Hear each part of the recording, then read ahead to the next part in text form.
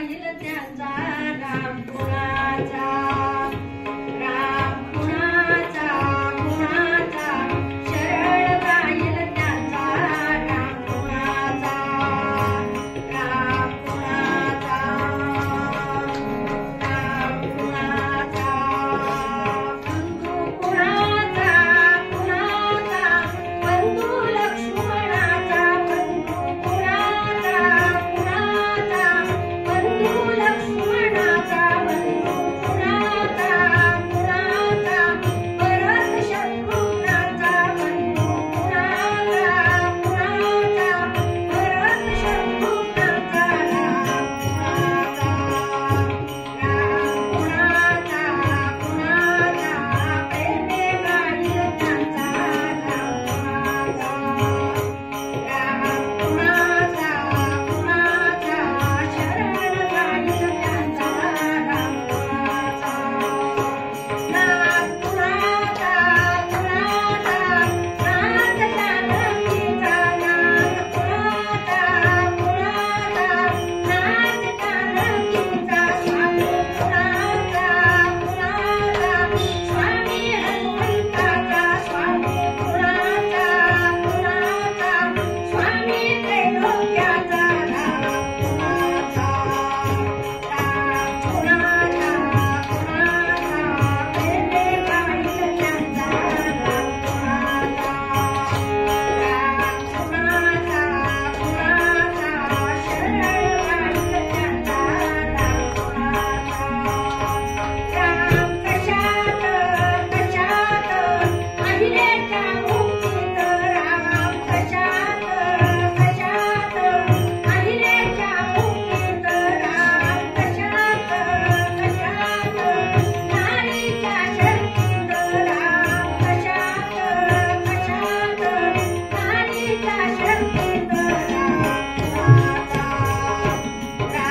कुणाचा कुणाचा प्रेमे गाईल त्यांचा राम कुणाचा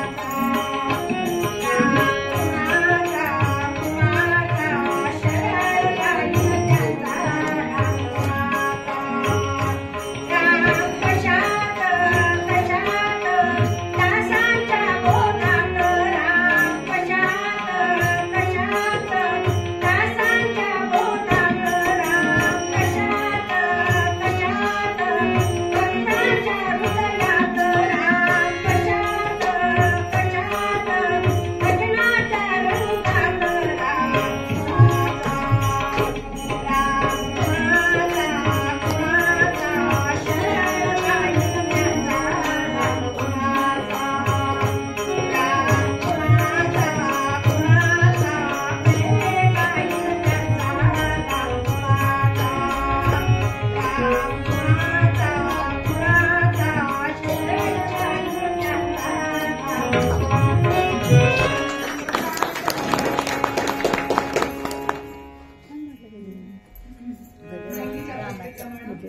एक नामस्मरण करूया म्हणा श्रीराम जय राम जय जय राम श्रीराम जय राम जय जय राम श्रीराम जय राम जय जय राम श्रीराम जय राम जय जय राम श्रीराम जय राम जय जय राम श्रीराम जय राम जय जय राम श्रीराम जय राम जय जय राम जय जय राम श्रीराम जय राम जय जय राम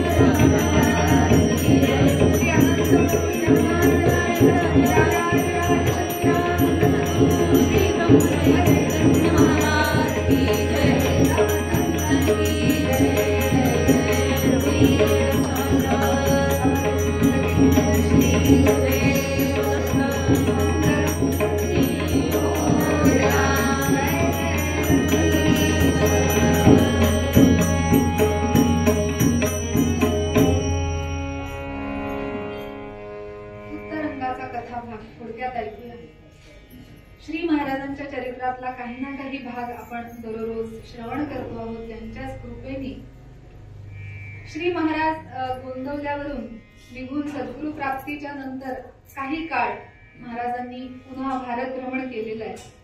आणि तेव्हा असंच भारत भ्रमण करीत करीत विनांचा उद्धार करत करत श्री महाराज नर्मदेच्या काठी आले. नर्मदे हर नर्मदे हर नर्मदे हर नर्मदे नर्मदे हर नर्मदे हर नर्मदे हर नर्मदे नर्मदे हर नर्मदे हर नर्मदे हर नर्मदे.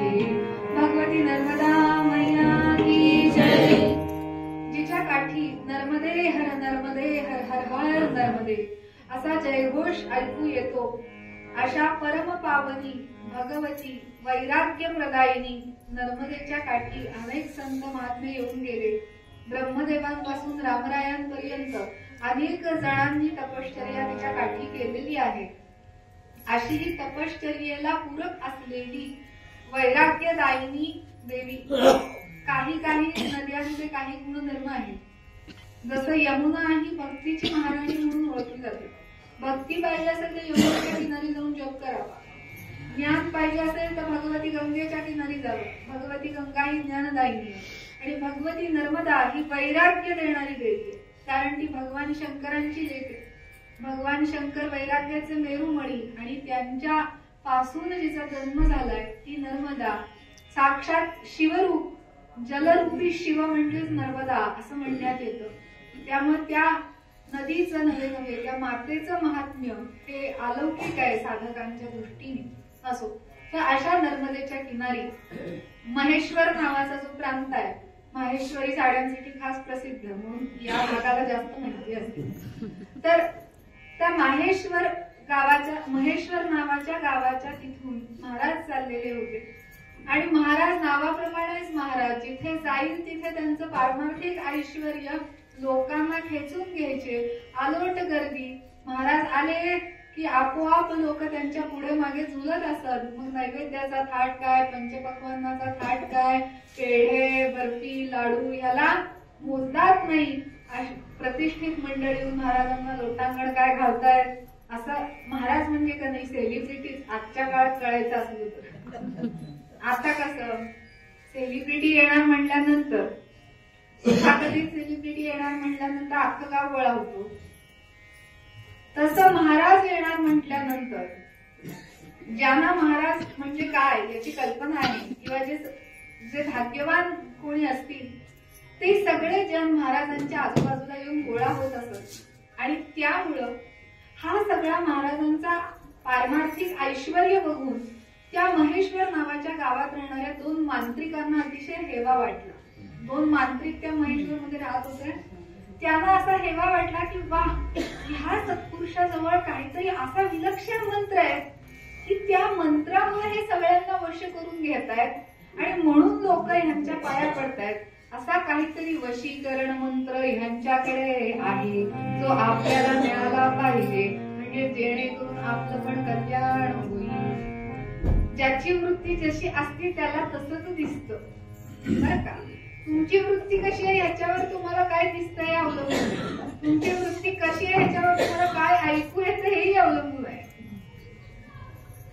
भगवान रामचंद्र ज्या वेळेला जानकी स्वयंवरामध्ये, सीता स्वयंवरामध्ये आपल्या गुरुजींच्या बरोबर आले आणि पाऊलच ठेवतायत नुसते, त्यावेळेला तिथं उपस्थित असणाऱ्या ज्या काही माता भगिनी होत्या ज्यांची हृदय वात्सल्याने परिपूर्ण अशी होती, त्यांना वाटलं वारे वा, कोण हा बाळ, इतका छान नवतरुण असा बाळ हा कोण आलाय, याला बघून माझं हृदय मातृप्रेमाने का ओसंडून वाहतंय.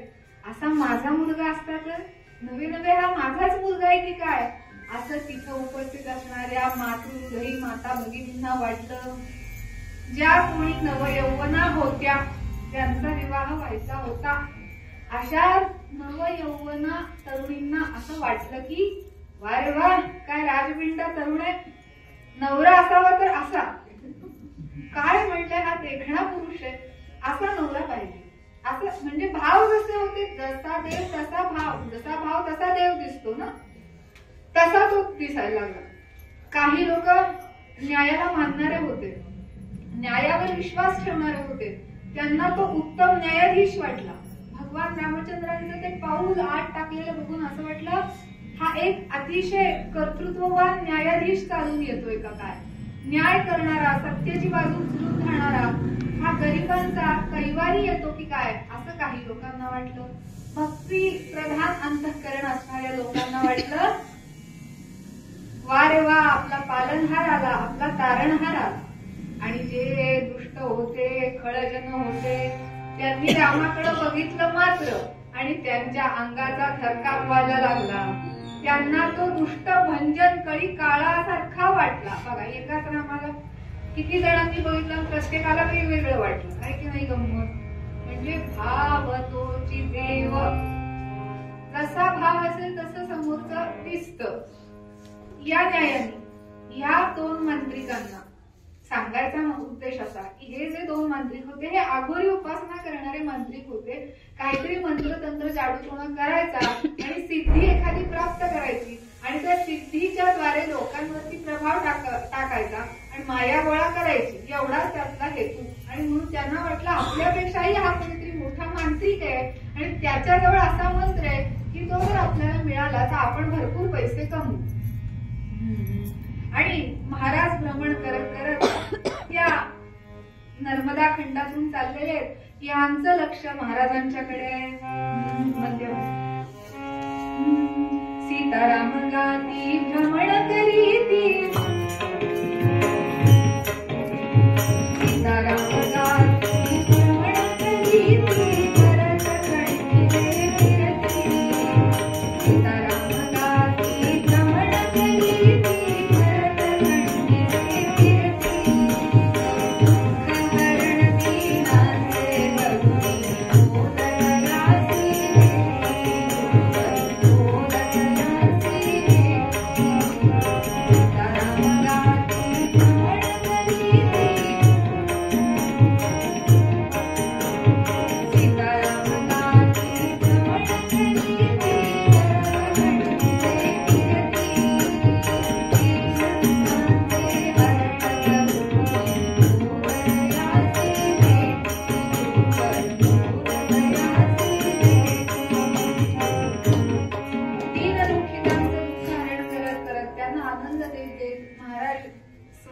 निघाली आहे. आणि ह्या दोन जणांनी, दोन मांत्रिकांनी महाराजांना गाठलं आणि त्यांना म्हणायला लागले, म्हणाले महाराज तुमच्याकडे जो मंत्र आहे तो आम्हाला द्या. महाराज म्हणाले अरे माझ्याकडे एकच मंत्र आहे, राम नामाचा मंत्र आहे म्हणाले, तो देऊ का तुम्हाला, तो घ्या म्हणाले. मांत्रिक म्हणतात नाही, असा काहीतरी मंत्र जेणेकरून तुम्हाला सिद्धी प्राप्त आहे. वेगवेगळ्या प्रकारच्या सिद्धी असतात ना. महारुद्र मारुतीरायांचं हनुमान चालिसामध्ये वर्णन आहे. अष्टसिद्धी नवनिधीचे दाता, आणिमा, लघिमा, गरिमा, महिमा अशा काही नावाच्या सिद्धी आहेत.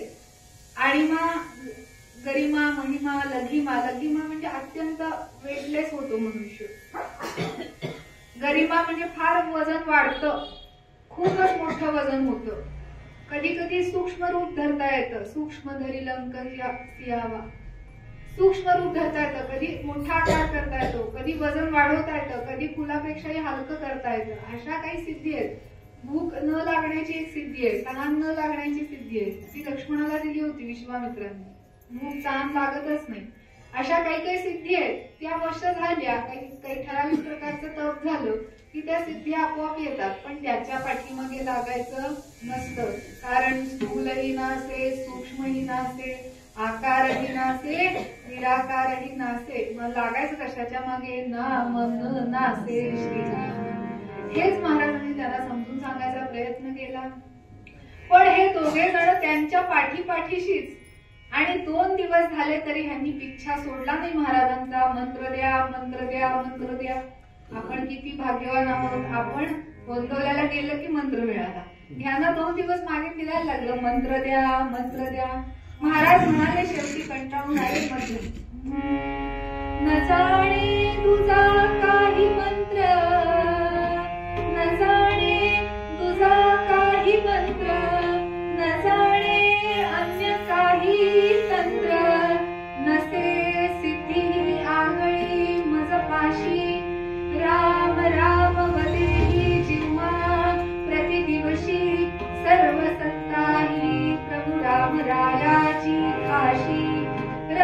रघुरायाचा असता मी दास दीन, रघुरायाचा असता मी दास दीन, करिता धरी कोण तो वृथाभिमान, राजाधिराज प्रभू रामचंद्र महाराज की जय.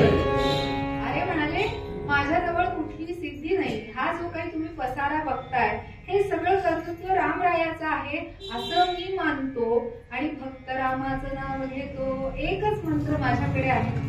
झालं. या दोघांचं हे ऐकून मस्तक फिरलं आणि ते त्यांच्या पाठीमागे चालत राहिले. महाराज तिथून एका जवळच्या डोंगरावरती जाऊन बसले आणि शांतपणाने भगवंताचं नामस्मरण करतायत. रघुपती राघव राजा राम, पावन सीताराम, रघुपती राघव राजा राम, पावन सीताराम, रघुपती राघव राजा राम, पावन सीताराम, रघुपती राघव राजा राम, पावन सीताराम, पावन सीताराम, रघुपती राघव राजा राम, पावन सीताराम. राजाधिराज प्रभू रामचंद्र महाराज की जय. नामस्मरण चाललंय. हे दोघे जण टकरी सुरू आहे, आम्हाला मंत्र द्या, आम्हाला मंत्र द्या. आणि शेवटी त्यांनी आपलं अस्त्र उगारलं. म्हणाले, हे बघा महाराज, तुम्ही जर तुमचा मंत्र आम्हाला दिला नाही तर आता तुमची काही खरं नाही. बऱ्या बोलांना तुमचा मंत्र द्या, नाही तर क्षणभरामध्ये असं नागपाश बंधन तुमच्या अंगावर टाकू की कडक असं सर्पबंधन तुम्हाला सोसावं लागेल. नवे नवे त्याच्यात तुमचा मृत्यू होईल. नाहक जीवाला मुकाल. त्याच्यापेक्षा तुमचा मंत्र आम्हाला द्या. किती ती कळकळ मंत्र मिळण्यासाठी. महाराजांसारख्या महात्म्याला म्हणतायत तुमचा मंत्र आम्हाला द्या. महाराजांची सत्ता काय आहे न जाणता अज्ञानपणाने केलेलं भाष्य आहे. महाराजांना म्हणतात तुमच्या अंगावर नाक सोडू म्हणाले आणि मग नाहक जीवाला मुकाल, त्याच्यापेक्षा आम्हाला मंत्र द्या. यावर महाराज काही एक बोलले नाही. मनामध्ये रघुपती राघव राजा राम, पतित पावन सीताराम चाललं. आणि मग ह्या दोन मांत्रिकांनी खरोखर त्यांच्याकडे असलेल्या सिद्धीचा उपयोग केला आणि नागपाशाचा मंत्र म्हणला आणि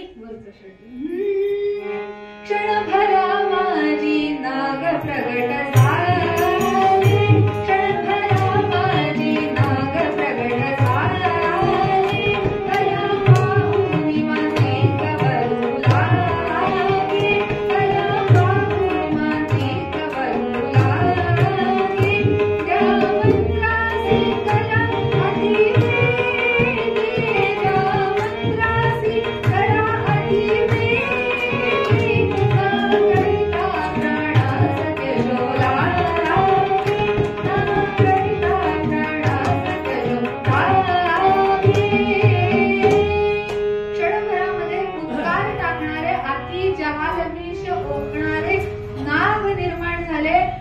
नागांनी सगळ्या शरीराचा महाराजांच्या ताबा घेतला आणि समस्त शरीर वरपासून खालपर्यंत नागाच्या वेटोळ्यामध्ये बांधल्या गेलं. असा भयानक प्रसंग. एखादा जरी नाग समोर आला तरी आपली हालत काय होईल. नाग म्हटलं तरी सुद्धा नाग नाग करत पडतो. आणि मग असं कडक सर्पबंधन, नागपाश बंधन महाराजांनी एक नाही, दोन नाही, 3 दिवस सोसलं. ते सर्पबंधन क्षणामध्ये तोडून टाकण्याची क्षमता होतीच. नवे नवे असं सर्पबंधन त्यांना कुठे बांधूच शकत नाही.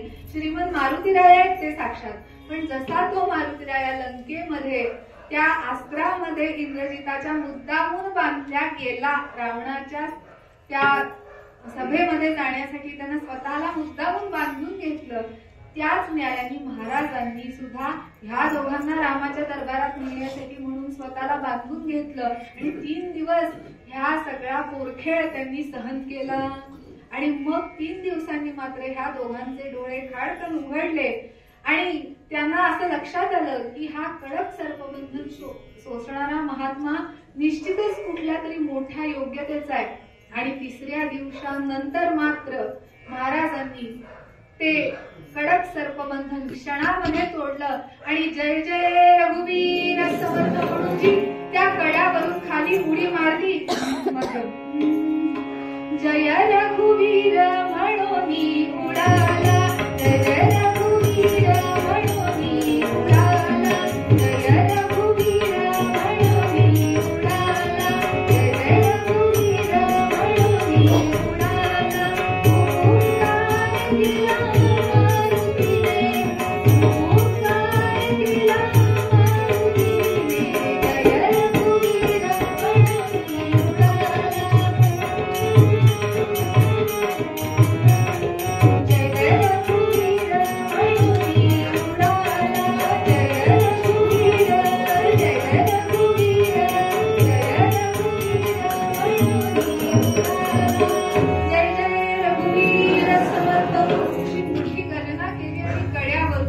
खाली उडी मारली आणि क्षणामध्ये ते सगळे नाग छिन्न विच्छिन्न झाले, तुकडे तुकडे झाले आणि महाराज तिथून पशार झाले.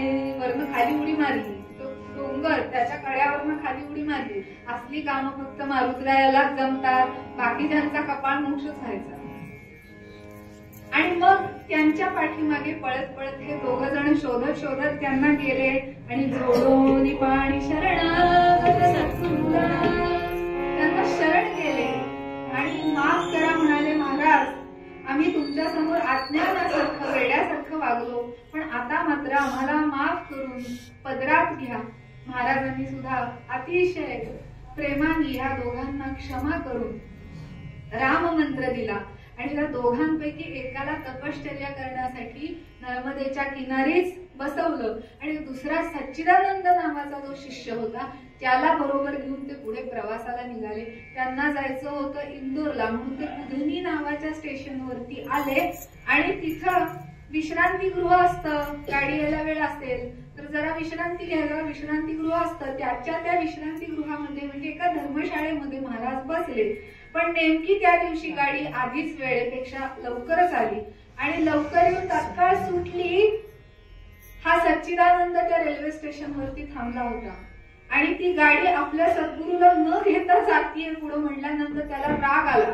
मूळची तामसिक वृत्ती होती ना, पटकन राग आला त्याला आणि तो म्हणला, अबे लोंडी कहा जा रही है, मेरे सद्गुरु को छोड़ के जा रही है, जरा ठहर, असं म्हणला. अबे ए लोंडी त्या रेल्वेला म्हणाला. त्यांनी अशी छान अर्वाची शिवी हसडली त्या रेल्वेला. अबे ए लोंडी कहा जा रही है, जरा ठहर, मेरे सद्गुरु को छोड़ के जाती है, असं म्हणल्यानंतर चालू झालेली रेल्वे क्षणात थांबली. हा जादू टोण्याचा प्रकार नाहीये बरं का, हा स्पंदनांचा प्रकार आहे. एका तपश्चर्या केलेल्या आणि राम नाम घेतलेल्या मुखामध्ये जे बोलेल ते खरं होईल अशी सिद्धी प्राप्त झालेली असती आणि त्याच्या वाचेमधून जे शब्द निघतात त्याला त्याच्या भोवती जी स्पंदनं असतात त्या स्पंदनामध्ये शक्ती असती आणि त्यानं जसा आदेश दिलाय तसं पुढचं काम होतं. त्यांनी त्या चालत्या गाडीला आदेश दिला थांब म्हणल्यानंतर ते निर्जीव यंत्र सुद्धा थांबलं. रेल्वेचे सगळे इंजिनियर आले, खटपट करून बघितली तरी सुद्धा रेल्वे चालू झाली नाही. एवढ्या सगळ्या गडबडीमध्ये कुठेही तोल दिसेना, रेल्वे का चालू होत नाही हे समजेना. एवढ्या सगळ्यामध्ये जो कोलाहल झाला, गडबड झाली, तो सगळा प्रकार महाराजांच्या कानावर गेला. आता महाराजांची काय प्रतिक्रिया होती? त्यांनी येऊन आपल्या शिष्याला शाबासकी दिली का? आजकालचा शिष्य महाराजांना आजकालचा शिष्य असता तर नक्कीच शाबासकी दिली असती. वा वा वा, माझ्यासाठी माझ्या शिष्यानं गाडी थांबवली, ह्याला म्हणतात शिष्य. पण महाराज आले आणि त्यांनी सच्चिदानंदाची कान उघडणी केली. महाराज म्हणाले, अरे काय अवदसा सुचली म्हणले तुला. आत्ताच कुठं कुठं म्हणाले नामस्मरणाचं पुण्याही गाठीशी जमा झालंय गाठोडं आणि ते अशा शुल्लक करण्यासाठी खर्ची करायची दुर्बुद्धी तुला झालीच कशी? म्हणजे पूर्वीची तामसिक वृत्ती अजून तुझ्या ठिकाणी शिल्लक आहे. आपल्याला काय म्हणाले? आपण म्हणाले फकीर लोक, बुवा लोक. आपण काय आत्ता नाही, 1 तास 2 तासांनी उशिरा गेलो असतो. आणि आपल्याला काय डोळे मिटल्यावरती इच्छित स्थानी जाणं अवघड आहे का? त्याच्यासाठी तू तुझं तपश्चर्येचं केवढं मोठं पुण्य खर्ची घातलं याची तुला कल्पना आहे का? असं महाराजांनी त्याला प्रेमयुक्त पण दरडावून बोलल्यानंतर त्याच्या हृदयाचं पाणी पाणी झालं. हात जोडून नमस्कार केला, सद्गुरुनाथ महाराज की जय. आणि मग मात्र खाली मान घालून तो उभा होता. तो महाराजांच्याकडे नजर करून बघायला तयार नाही. महाराजांनी त्याला आदेश दिला. म्हणाले तू आता हिमालयामध्ये जा आणि इथून पुढे 12 वर्ष अखंड नामस्मरण कर आणि मगच तुझं तोंड मला दाखव. पुढे 12 वर्ष त्या सच्चिदानंदानी त्याला तिथून जावत नव्हतं. आता सद्गुरुनाथांचा सहवास संपणार, त्यांचे चरण कमल जे रोज दृष्टीला पडत होते ते आता पडणार नाही हे त्याच्या लक्षात आलं. अश्रुधारा नेत्रातनं व्हायला लागल्या, पण आता उपयोग नव्हता. गुरुची आज्ञा आहे हिमालयात जाऊन नामस्मरण कर अशी. म्हणून त्या सच्चिदानंदांनी महाराजांना नमस्कार केला. गुरु ब्रह्मा